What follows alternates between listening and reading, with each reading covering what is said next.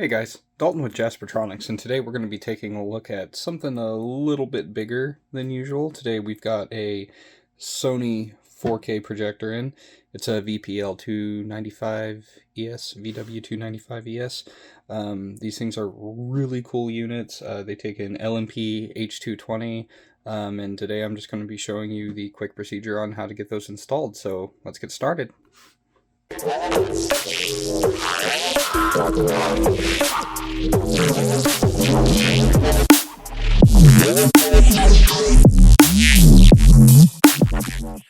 Alright, the first thing that you're going to do whenever you're looking at this thing is you've got this initial cover right here. This is pretty simple. It slides down. That's all there is to it. Slides down, flips open.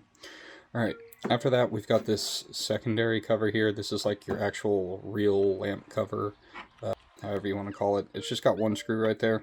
It's just held in place by that. This is a captive screw. It is not going to come all the way out. Alright, once that's done, this just lifts off and just comes right out. It's just kind of hooked in there, so that's really all there is to that. Alright, let's grab this right here. We've got a nice LMP H220 here. These have a Phillips bulb inside of them. That's the big thing to make sure whenever you're using your Sony projectors that you're using a Phillips bulb to go with your Sony projector. So this is pretty simple. It just goes straight in. We've got two aligning pegs right here towards the front. Oop. You can see those right here. Those are our aligning pegs, and we just push down. Here's our connector. Make sure that's good and solid. So whenever I install these lamps, the first thing that I like to do is I like to start with this screw right here. The screw right here seems to have the most leverage, and if you can get that screw to start, you're in good shape.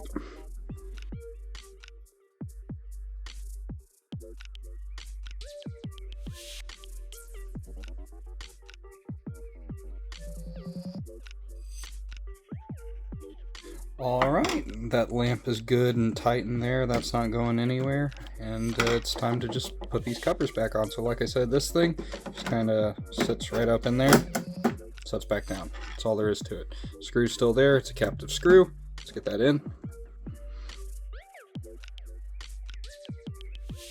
And now, that's it. This just slides back into place and you're all set.